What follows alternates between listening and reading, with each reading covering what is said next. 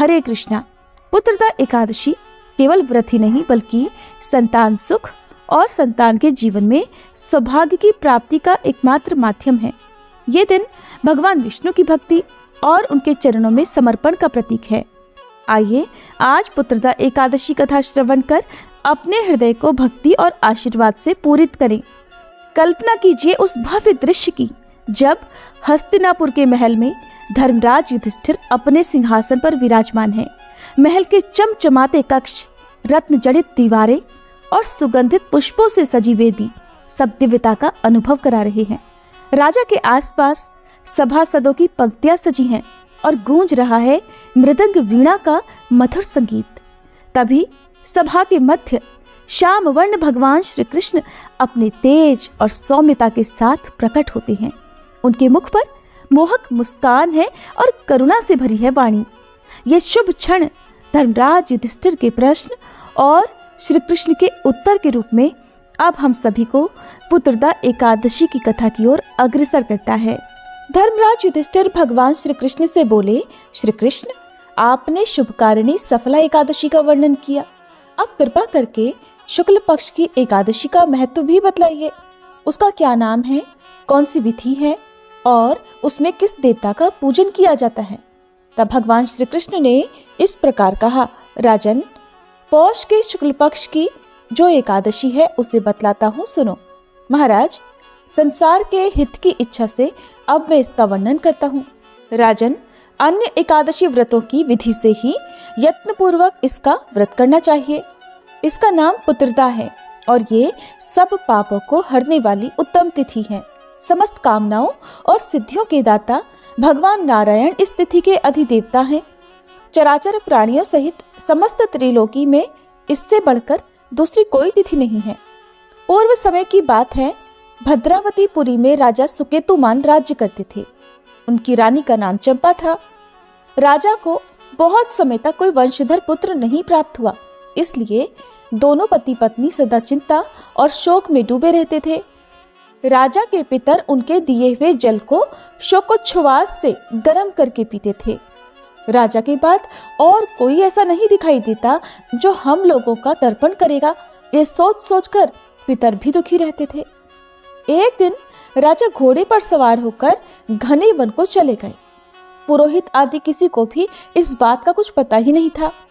मृग और पक्षियों से सेवित उस सघन वन में राजा भ्रमण करने लगे। मार्ग में कहीं सियार की बोली सुनाई पड़ती थी तो कहीं उल्लुओं की। जहां तहां रीछ और मृग भी दिखाई दे रहे थे। इस तरह घूम घूम कर राजा वन की शोभा को देख रहे थे। इतने में ही दोपहर हो गई। राजा को भूख और प्यास सताने लगी। अब वे जल की खोज में इधर उधर दौड़ने लगे। किसी पुण्य के प्रभाव से उन्हें एक उत्तम सरोवर दिखाई दिया, जिसके समीप मुनियों के बहुत से आश्रम थे और सौभाग्यशाली नरेश ने उन आश्रमों की ओर देखा। उस समय शुभ की सूचना देने वाले शकुन होने लगे। राजा का दाहिना नेत्र और दाहिना हाथ फड़कने लगा, जो कि उत्तम फल की सूचना दे रहा था। सरोवर के तट पर बहुत से मुनि वेद पाठ कर रहे थे। उन्हें देखकर राजा को बड़ी प्रसन्नता हुई और वे घोड़े से उतरकर मुनियों के सामने खड़े हो गए। फिर अलग अलग उन सब की वंदना करने लगे।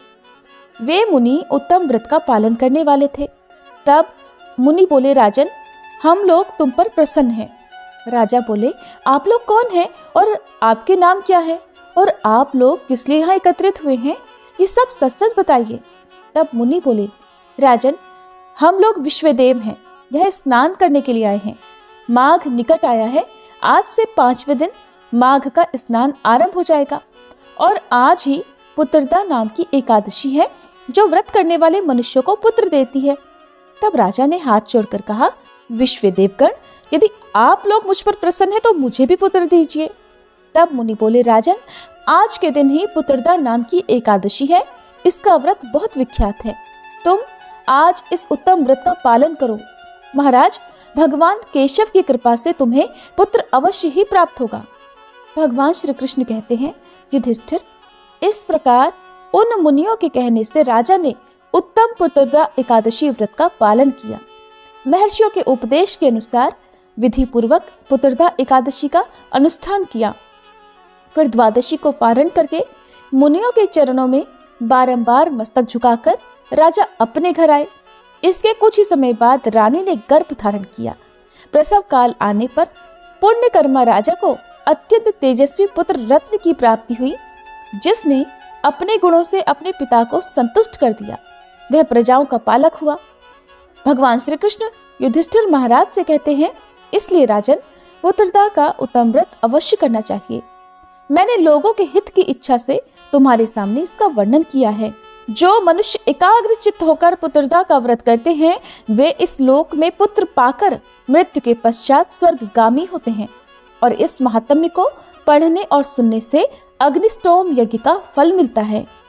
पुत्रदा एकादशी व्रत कथा समाप्त। सभी मिलकर प्रेम से बोलिए, श्री कृष्ण भगवान की जय, लक्ष्मी नारायण भगवान की जय।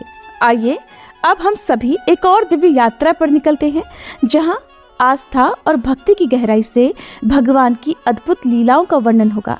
एक ऐसा प्रसंग जहां ठाकुर जी के शिल्पल्य रूप में भगवान के अद्वितीय स्वरूप की महिमा का प्रकाशन होगा। स्वयं भगवान जो संसार की गति को अपने नियंत्रण में रखते हैं, इस कथा के माध्यम से हमें अपने सच्चे मार्ग का बोध कराते हैं। और ये कथा केवल एक कहानी नहीं, बल्कि एक जीवन दर्शन भी है। जब भगवान अपनी असीम कृपा से हमसे साक्षात्कार करते हैं, तो हमारे जीवन में शांति, सुख और समृद्धि का संचार होता है। अब इस पवित्र कथा के माध्यम से हम ठाकुर जी के इस दिव्य रूप की महिमा में खो जाएंगे और अपने जीवन को एक नई दिशा देंगे। एक बार ठाकुर जी की दो भक्ता कन्याएं थीं। इनमें से तो एक राजा की कन्या थी और दूसरी जमींदार की कन्या थी। एक दिन राजा के महल में एक संत भगवान पधारे। वे संत प्रेम से महल में कुछ दिन विराजे। राजा और जमींदार दोनों की कन्याएं महल में खेल रही थी। उसी समय उनकी दृष्टि संत महाराज की ओर गई। उस समय संत महाराज अपने शालिग्राम जी की सेवा में मगन थे। उन दोनों कन्याओं ने देखा कि संत जी ने एक गोल काले पत्थर को स्नान करवाया है, सुंदर तुलसी दल पधराए हैं और प्रेम से उनके सामने पद गाकर सुना रहे हैं। चंदन और सुगंध भी उन्हें अर्पण कर रहे हैं, भोग लगा रहे हैं। ऐसा कहा जाता है कि जिस समय की ये घटना है, उस समय उन कन्याओं की उम्र लगभग 8 वर्ष की थी। उन दोनों कन्याओं ने संत महाराज जी से कहा, महाराज जी, ये आप क्या कर रहे हैं? ये आप काले काले पत्थर की पूजा क्यों कर रहे हैं? तब संत महाराज जी ने उन दोनों बालिकाओं को बताया कि ये पत्थर नहीं, बल्कि स्वयं श्री भगवान है और मैं इनकी सेवा कर रहा था। संत महाराज जी ने उन दोनों को भगवान का चरणामृत और प्रसाद भी दिया, जिससे उन दोनों कन्याओं के मन में भी ठाकुर जी की सेवा करने की इच्छा हुई। संत महाराज जी का महल में प्रवचन भी हुआ। दोनों कन्याओं ने भी उस प्रवचन को सुना, जिसे सुनकर उन दोनों कन्याओं के हृदय में ठाकुर जी के प्रति भक्ति जाग उठी। उन्होंने संत महाराज जी से विनती करते हुए कहा कि संत महाराज जी, हमें भी बिल्कुल आप जैसी सेवा करनी है, हमें भी ठाकुर जी की पूजा करनी है। आप हमें अपने ठाकुर जी की मूर्ति दे दीजिए। उन दोनों के मन में भाव आया कि यही संत हमारे सद्गुरुदेव भगवान हैं। उन संत महाराज जी ने दोनों कन्याओं के भाव को देखकर मन में विचार किया कि ये दोनों तो अभी बहुत कम आयु की हैं, बालिकाएं हैं, कहीं भगवान की सेवा में कोई गलती ना हो जाए, इनसे कोई अपराध ना बन जाए, और शिष्य के द्वारा यदि कोई अपराध बनता है तो वह अपराध गुरु को ही लगता है। संत महाराज ने सोचा कि जब ये दोनों कन्याएं बड़ी हो जाएंगी, तब हम इन्हें खुद भगवान की मूर्ति प्रदान कर देंगे। पहले तो संत महाराज जी ने मना कर दिया। अब तो संत महाराज जी के मना करते ही दोनों कन्याएं तो खूब जोर जोर से आंसू बहाकर रोने लगी। रोते रोते वो भगवान की मूर्ति को ही मांग रही थी। संत महाराज ने देखा कि ये दोनों भगवान के लिए रो रही है। भले ही ये अनजान है, छोटी हैं, लेकिन अवश्य ही इन्होंने अपने पूर्व जन्म में कोई महान भक्ति की हुई है। संत महाराज जी ने विचार किया कि बचपन से ही दोनों को भगवान की सेवा का अभ्यास भी कराना है और कोई अपराध भी ना हो, इस बात की भी शिक्षा देनी है। इसलिए उन्होंने बीच वाला रास्ता अपनाया। दोपहर के समय जब संत महाराज जी शौच आदि क्रियाएं करने नदी किनारे गए थे, तो वहीं नदी के किनारे से उन्होंने 2 काले काले पत्थर उठाए और ये सोचा कि कन्याओं को दे देंगे कि ये लो तुम्हारे भगवान, हम तुम्हें दे रहे हैं। तो उन्होंने वो पत्थर उठाए और अपने साथ लेकर आ गए। अब संत महाराज जी ने वो साधारण वाले जो काले पत्थर थे उन दोनों कन्याओं को एक एक दे दिए और उनसे कहा कि बेटियों, जैसी सेवा हम करते हैं ठीक उसी तरह हर दिन तुम लोग भी इनकी सेवा किया करना। जब कन्याओं ने कहा कि महाराज जी, सेवा तो हम कर लेंगी, लेकिन ये भी तो बताइए कि इनका नाम क्या है। तब संत महाराज जी ने कहा कि तुम्हारे इन भगवान का नाम है सिलपिल्ले जी। अब गुरुदेव की आज्ञा के अनुसार दोनों कन्याएं बड़े प्रेम से, बड़े भक्ति भाव से उनकी सेवा करने लगी। दिन प्रतिदिन उनके मन में भगवान के प्रति अनुराग बढ़ने लगा। कभी वह कीर्तन करती, कभी नृत्य करती। अब दोनों सखियां बड़ी आनंद में मगन रहने लगी।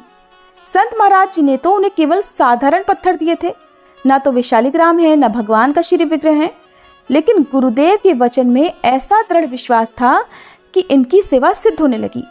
उन दोनों कन्याओं को कभी कभी तो उन शिलाओं में कान्हा जी के दर्शन हुआ करते, कभी कान्हा जी उनसे बात करते, तो कभी कभी मंद मंद मुस्कुराते।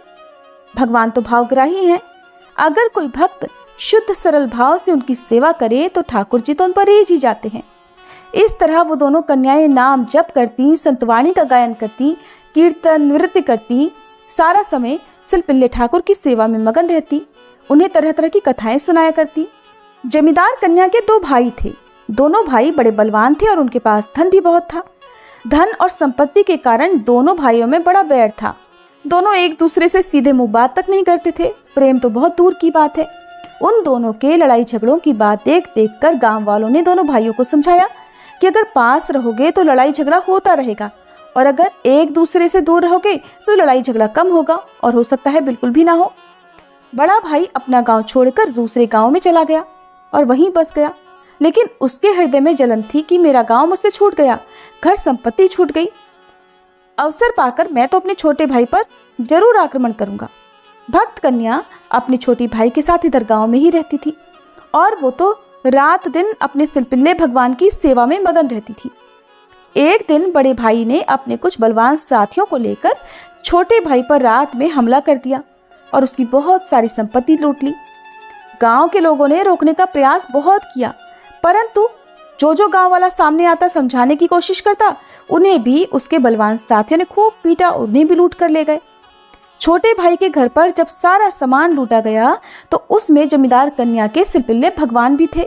सामान के साथ वो उसे भी ले गए। अब धन संपत्ति की कमी तो थी नहीं, क्योंकि जमींदार कन्या ने अपने सिलपिल्ले भगवान को सोने के सिंहासन पर विराजमान कर रखा था और उसके आसपास बहुत सारे शालिग्राम रखे हुए थे जिनकी सेवा उनके पूर्वज करते आए थे। प्रातःकाल जब भक्त कन्या उठकर भगवान की सेवा में गई तो देखा कि भगवान का तो सिंहासन ही नहीं है। इससे अब उस भक्ता को बड़ा कष्ट हुआ और वो ऐसे छटपटाने लगी मानो जल बिना मछली हो। खूब रोने गिड़गिड़ाने लगी, तड़पने लगी। उसने खाना पीना छोड़ दिया और हर समय जिद करने लगी, मेरे सिलपिल्ले भगवान कहाँ गए, कोई मेरे सिलपिल्ले भगवान को ला दो। बहुत रोती रही, तड़पती रही। गांव वाले आए, समझाने लगे कि बेटी इस तरह मत रो। एक तो वो तुम्हारे ठाकुर जी पत्थर के थे और कोई सुंदर भी नहीं थे। हम तुम्हारे लिए अष्ट धातु की सुंदर बंसीधर की मूर्ति लाकर दे देंगे। लेकिन जमींदार कन्या तो किसी की बात सुनने को तैयार ही नहीं थी। रोते रोते कहने लगी, नहीं, मुझे तो अपने सिलपिल्ले भगवान ही चाहिए। रोते रोते कभी वह मूर्छित हो जाती, जब उसे थोड़ा होश आता फिर से सिलपिल्ले भगवान को ढूंढती, नहीं मिलते तो जोर जोर से रोने लगती। उसकी दशा देखकर गांव वालों ने उसे समझाया कि बेटी, तुम्हारा बड़ा भाई सामान लूट कर ले गया है, उसी में तुम्हारे सिलपिल्ले भगवान भी थे, वो उन्हें भी लूट कर ले गया। अब तुम्हारे बड़े भाई के पास तो बड़े बड़े बलवान आदमी हैं। अगर हम में से कोई ठाकुर जी मांगने गया तो वो तो देगा नहीं, उल्टे पीठ और देगा। वैसे तो बैर भाइयों में है, लेकिन तुमसे तो दोनों भाई बड़े प्रेम करते हैं। एक काम करो कि तुम ही जाकर अपने ठाकुर जी मांग कर ले आओ। जमींदार कन्या को तो और कुछ नहीं चाहिए था, बस सिलपिल्ले भगवान ही चाहिए थे और उन्हें पाने के लिए वो कुछ भी कर सकती थी। अब दौड़ी दौड़ी नंगे पांव वो उसी गांव में गई जहां उसके बड़े भाई रहते थे। उस समय वह द्वार पर अपने साथियों के साथ बैठक में बैठा हुआ था। बहन जब पहुंची तो कहने लगी कि भैया, आपने जो कुछ भी सामान लूटा है उसमें से मुझे कुछ भी नहीं चाहिए। उसमें मेरे ठाकुर जी भी आ गए हैं, उस सामान में से बस मेरे ठाकुर जी ढूंढ कर वापस कर दो। भाई ने अपनी बहन से कहा, घर के अंदर चली जाओ, वहां लूट के सामान के बीच में एक जगह पर सारे ठाकुर जी विराजमान हैं, उनमें से अपने ठाकुर जी को पहचान कर ले जाओ। वह भक्ता बहुत तड़प तड़प कर रो रही थी। उसकी ये हालत देखकर बैठक में जो लोग बैठे हुए थे उनमें से एक व्यक्ति बोला, तुम 10 कोस से पैदल चलकर अपने ठाकुर जी के लिए यहाँ आई हो, विलाप कर रही हो। क्या तुम्हारे उस ठाकुर जी में इतनी ताकत नहीं है, इतनी सामर्थ्य नहीं है कि वो खुद चलकर तुम्हारे पास आ सके? अगर तुम्हारे अंदर इतनी ही भक्ति है, तुम्हारी भक्ति में इतनी ही शक्ति है, तो यहीं से बुला लो। घर के अंदर जाने और पहचानने की भला क्या जरूरत है। अब तो ये बात उस भक्ता के हृदय को लग गई। उसने मन ही मन ठाकुर जी से प्रार्थना की कि हे प्रभु, मेरे अंदर ऐसा भक्तिभाव और प्रेम तो नहीं है कि मैं पुकारूं आपको और आप तुरंत दौड़े चले आओ। न ही मेरे अंदर इतनी सामर्थ्य है कि मैं ऐसा दावा कर सकूं कि मेरे पुकारने से आप चले आएंगे। आप स्वयं कृपा करके हमारे पास चले आओ, नहीं तो ठाकुर जी देख लो, ये सारे लोग हंसी उड़ाएंगे कि इनके ठाकुर जी में तो कोई शक्ति ही नहीं है, सामर्थ्य नहीं है, और सब लोग केवल यही कहेंगे कि ये तो केवल पत्थर है। ठाकुर जी, मैं आपकी दासी हूँ, मुझे अपनी हंसी उड़ने की चिंता नहीं है, लेकिन अगर ये लोग आपकी हंसी उड़ाएंगे तो मुझे बहुत कष्ट होगा। भला मुझसे ऐसा कौन सा अपराध हो गया ठाकुर जी जो आप हमें छोड़कर चले गए। ठाकुर जी, हे प्रभु, इन दुष्टों के हृदय में भक्ति बढ़े ऐसी कोई तो लीला करो। हे ठाकुर जी, मेरी आपसे विनती है, आप जल्दी घर से बाहर आ जाओ। बैठक में बैठे सब लोग हंसी उड़ाने के इंतजार में बैठे हुए थे और देखते ही देखते सिंहासन चलते चलते उस कन्या के पास आ गया और उछलकर ठाकुर जी आकर उस कन्या के हृदय से लग गए। जैसे ही ये लीला उसके भाई और साथियों ने देखी, उसी क्षण सब लोग उस भक्ता के चरणों में गिर गए। उन्होंने क्षमा याचना की और कहा कि हम आपके भक्तिभाव को नहीं पहचान सके। बड़ा भाई कहने लगा, मेरे बड़े भाग्य की बात है कि मेरी बहन ऐसी उच्च कोटि की भक्ता है। आज तो मेरा घर पवित्र हो गया और इनके दर्शन भी हो गए। उस घटना के बाद उस भक्ता ने सभी को सदुपदेश दिए और वे सभी दुष्ट भगवान और संतों की सेवा में लग गए। छोटे भाई को इधर जब इस लीला के बारे में पता चला, तब तो वह भी भगवान और संत सेवा में लग गया। उन दोनों भाइयों के बीच में जो शत्रुता चली आ रही थी वो भी दूर हो गई और अब तो पूरा परिवार ही ठाकुर जी की सेवा में लग गया। तो ऐसी ऐसी लीलाएं करते हैं ठाकुर जी। अगर भक्त सच्चे मन से पुकारे तो वो पत्थर में भी विराजमान होकर अपने भक्त की लाज बचा लेते हैं। आपको ये कहानी कैसी लगी कमेंट बॉक्स में जरूर बताइए। आप सभी श्रोताओं को पुत्रदा एकादशी की हार्दिक शुभकामनाएं।